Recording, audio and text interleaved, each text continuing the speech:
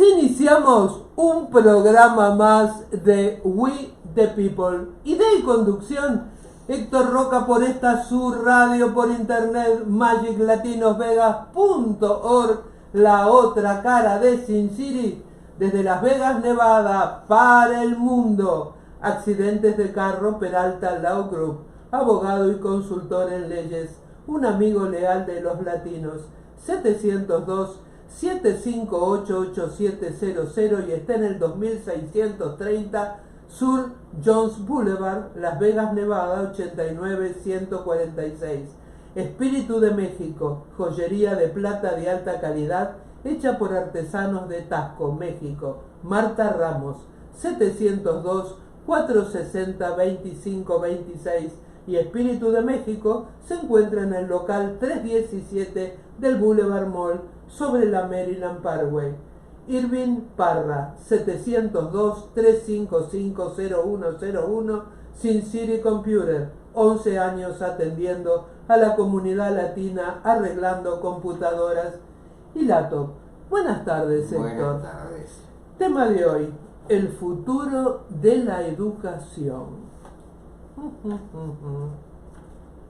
Es un tema acuciante, el futuro de la educación. Bueno, siempre que introducimos en alguna locución la palabra futuro, muchos tienen el derecho a pensar de que se trata de un ejercicio adivinatorio. En el corto plazo se puede tener cierta precisión porque los hechos a la vista indican el camino que pueden seguir los eventos futuros. En una palabra, si alguien tiene fiebre y estornuda, no es difícil augurarle una pronta gripe. Mucho más difícil es hacer predicciones a mediado y a largo plazo. Pero vamos a intentar algunas consideraciones que nos permitan establecer algunos parámetros de lo que tenemos por delante en el horizonte de la educación. Primero tenemos que hacer un poco de historia para entender qué fue la educación en el pasado y analizar qué representa hoy la educación en este presente, sobre todo para los jóvenes, que tienen que servirse de las herramientas educativas para formar un camino, un futuro que les resulte propicio. A mediados del siglo pasado, sobre todo a partir de la finalización de la Segunda Guerra Mundial, hubo cambios en la educación tradicional. Y antes que entremos en los detalles, es importante hacer una diferenciación entre instrucción y educación. La instrucción son aquellas herramientas que nos provee el conocimiento de determinados artes y oficios, que eso vienen desde el siglo XVIII, donde la creciente industrialización había superado la etapa del artesanado, aquella donde ayudantes, convertidos en aspirantes a suceder a un maestro en determinado tipo de producción o arte especial, les permitía aprender al lado de un maestro determinados oficios que eran redituables en el desempeño diario. Cuando los artesanos dejaron lugar a la industria, o sea, la aparición de maquinarias y tecnologías que hacían innecesaria la existencia de esos artesanos, pero que creaban nuevas necesidades que requerían de una ingente cantidad de mano de obra abocada al trabajo en factorías que mecanizaban el quehacer del ser humano, pero que mínimamente les daba alguna posibilidad de sustento, aunque las primeras etapas de la industrialización fueran una forma modernizada de esclavitud. Pero esa esclavitud modernizada en esa etapa permitía la capitalización de las industrias, o sea que los dueños de esas industrias, con su capital creciente, podían incorporar cada vez más nuevas maquinarias y nuevas tecnologías para aumentar la capacidad productiva de su empresa.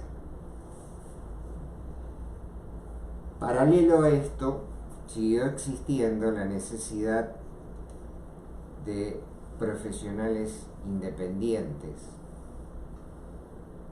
que fueron los que justificaron la existencia de las universidades en desempeños especializados en distintas áreas, como lo fueron la medicina, la arquitectura, la ingeniería. Pero esto dio lugar a la sobreexistencia de este tipo de profesionales independientes, que en un símil a lo que había sucedido con los artesanos, terminaron en muchos casos como ayudantes de gente ya, de profesionales ya establecidos. Pero ¿qué sucede? Cuando llegamos a mediados del siglo XX,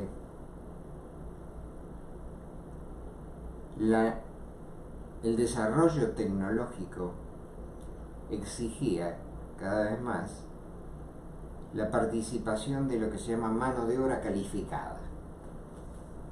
Es aquella que dispone de conocimientos previos a la incorporación a la fuente de trabajo. Comenzaron a aparecer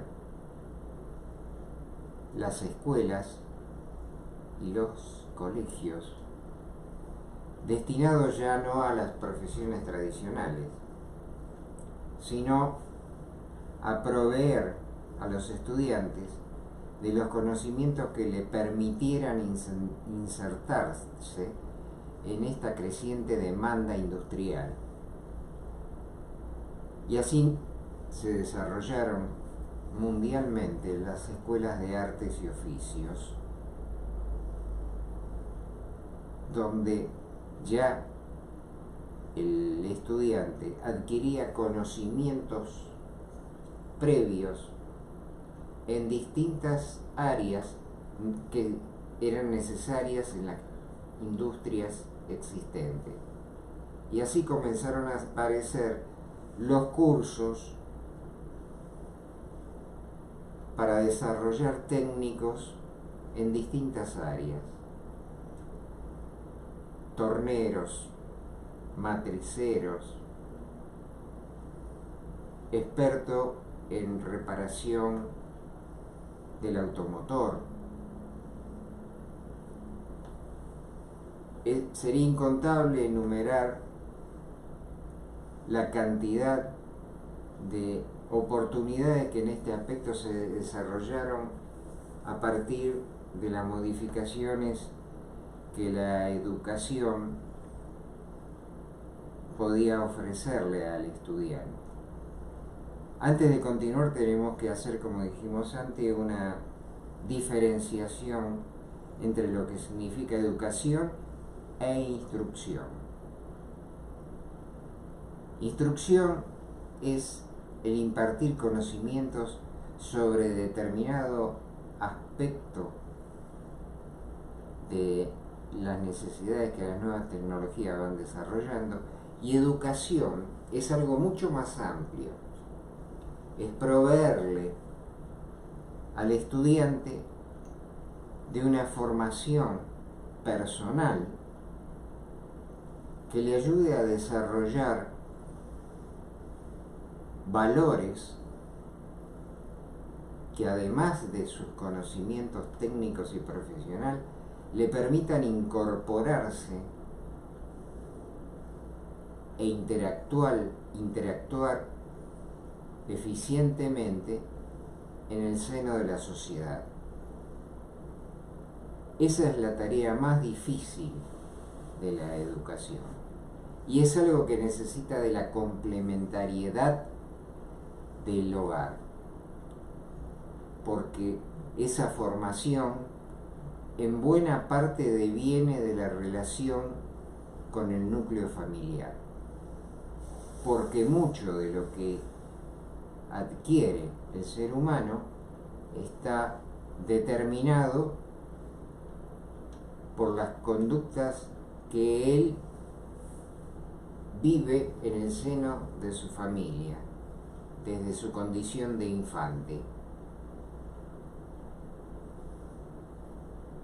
Entonces, la escuela, sumada al hogar, tendrían la obligación de proveerle al ser humano de las herramientas necesarias para desenvolverse en todos los aspectos de la vida en el seno de la sociedad. Pero lejos de suceder esto, en muchos casos, los hogares abandonan la responsabilidad educacional a la escuela. Y la escuela ha ido habitualmente por detrás de las necesidades educativas del ser humano.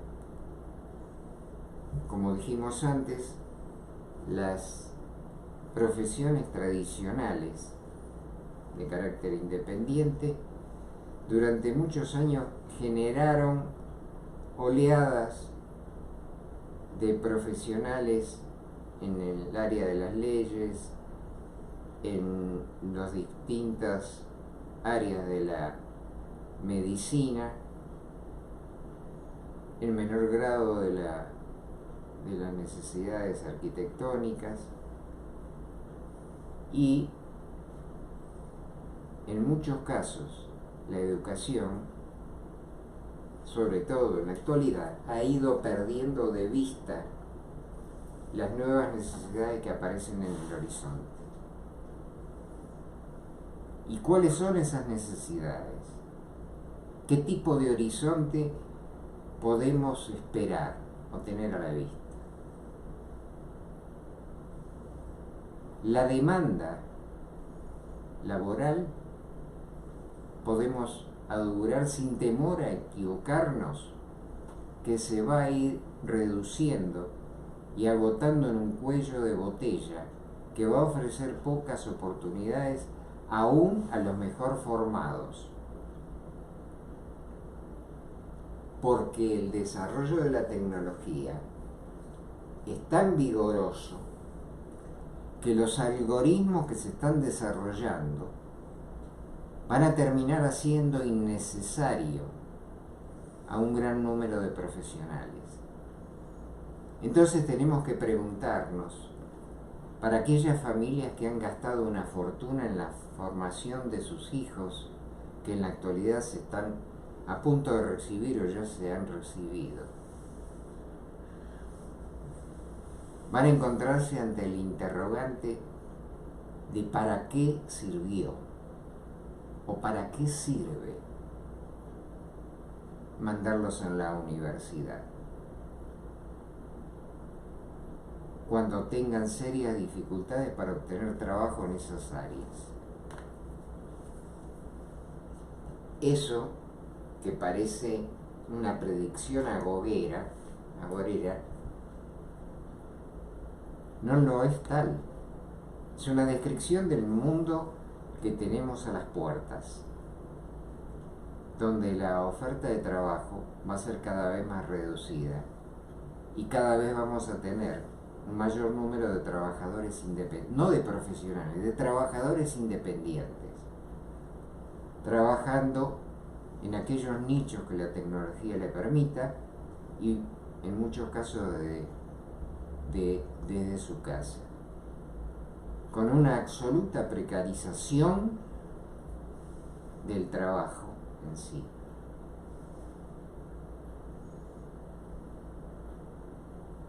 La desaparición de la relación laboral, o sea, la relación contractual entre empleador y empleado, está a la vista. Por lo menos en aquellas áreas más desarrolladas del aspecto educacional. Esto va a generar también un problema para las universidades, porque cuando la gente comience a preguntarse qué incentivo puede tener la familia para gastar una fortuna en una formación para sus hijos que no representa ninguna garantía, porque estamos ante una situación que es muy diferente a la que se vio a partir de la segunda mitad del siglo pasado, donde el famoso dicho que formaba el pilar de la educación en el hogar era: estudiar, porque estudiar, hijo, te asegura un futuro. Hoy eso es una mentira, y en el futuro va a ser todavía más difícil de sostener. Entonces, ¿qué nos queda? Desde el ámbito de la educación, o sea, de las instituciones que imparten instrucción, y qué queda desde el punto de vista del hogar.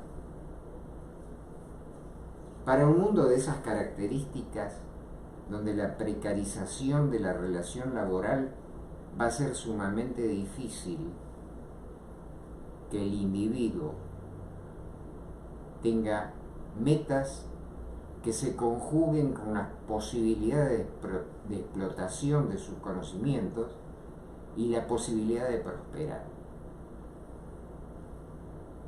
En un mundo donde va a desaparecer ese profesional que a través de sus estudios llegaba a tener una fortuna, habiendo desarrollado de forma particular los servicios que su profesión le permitía ofrecer a la población. Es fácil imaginar lo que estamos diciendo. Odontólogos que abren numerosas clínicas, médicos que construyen clínicas renombradas,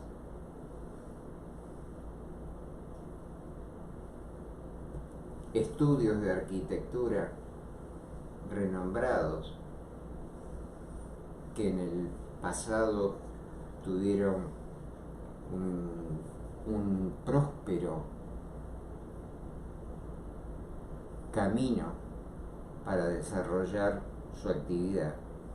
Todo eso no solo está en riesgo, todo eso hoy en día, con el desarrollo de las tecnologías, como dijimos antes, cuyos algoritmos van a hacer innecesario el conocimiento de muchos, porque solo va a haber que preguntarle a una computadora cómo se va a hacer, cuál es el mejor camino para realizar determinado proyecto. O sea, ya no va a hacer falta que un experto en administración de empresa determine cuál es el camino crítico, famoso PERT, para lograr el máximo de eficiencia en las tareas. Eso lo va a proveer una computadora en la cual con solo apretar un botón nos va a indicar qué es lo mejor que podemos hacer en cada caso.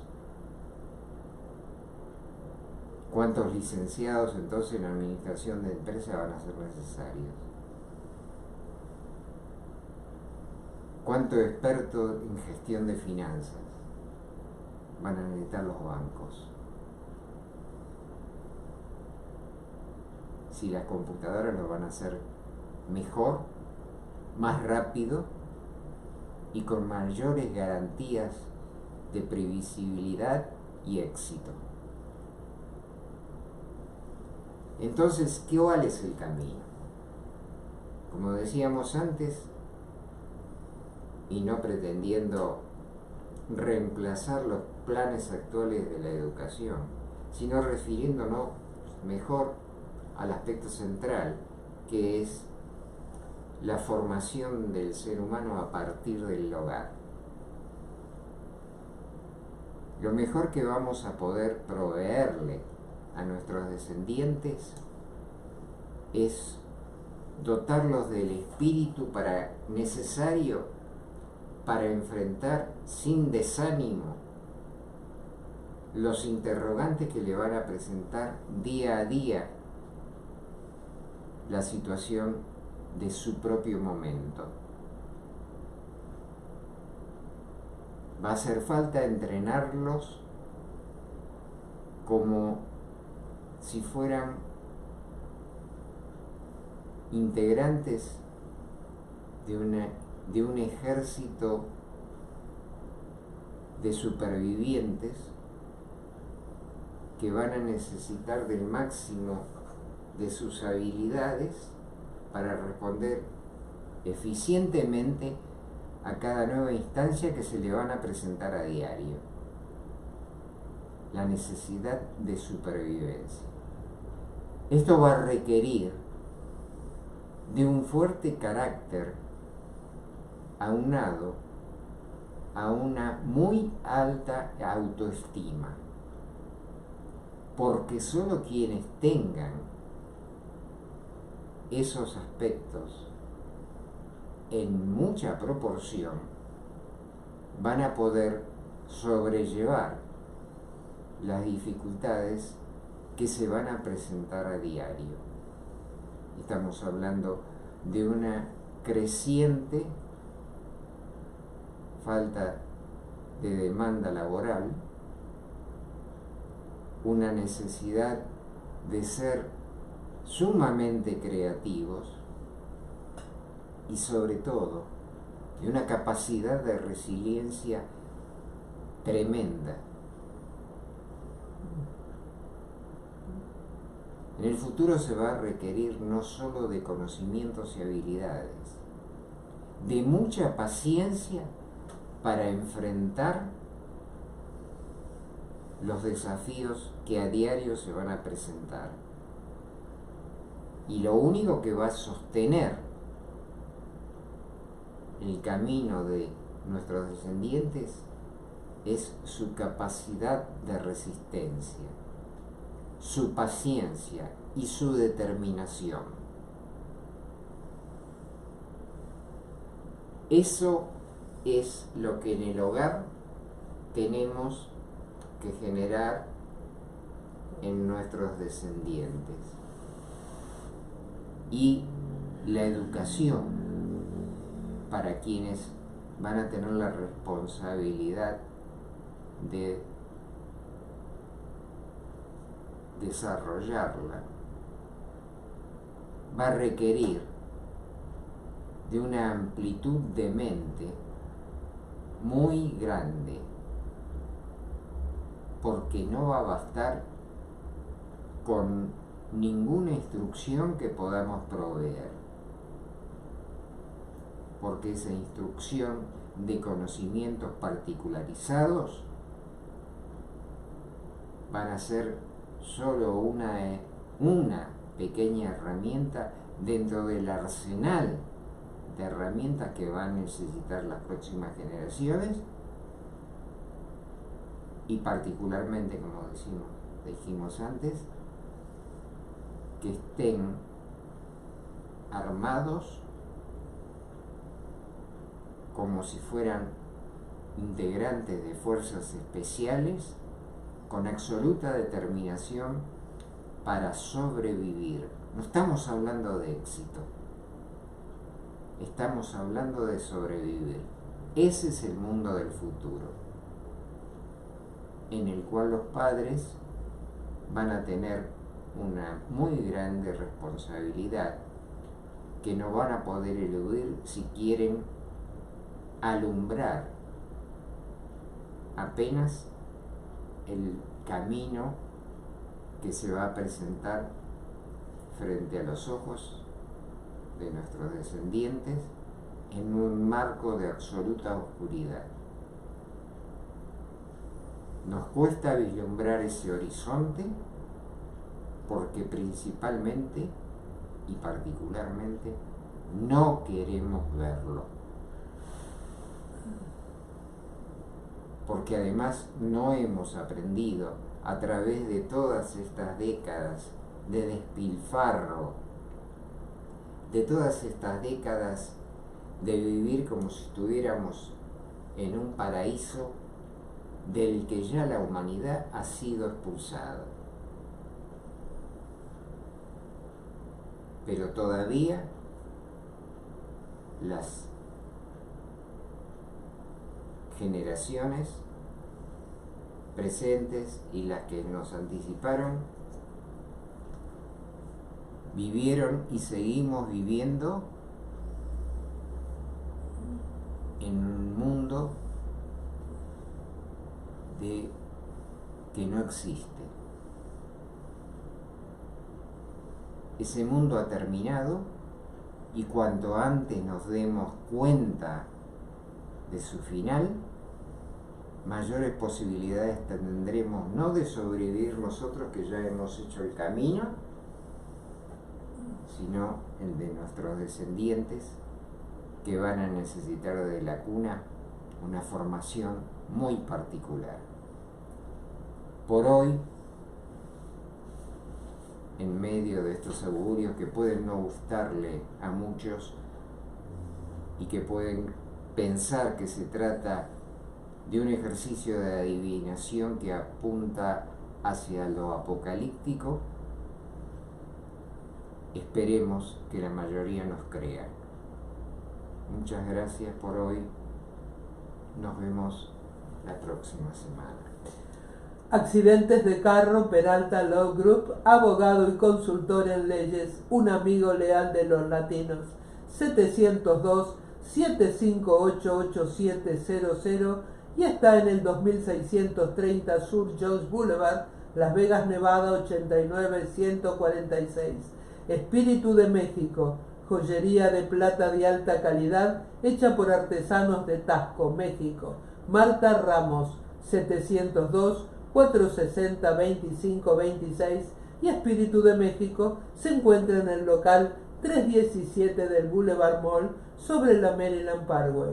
Irving Parra, 702-355-0101, Sin City Computer, 11 años atendiendo a la comunidad latina, arreglando computadoras y laptops.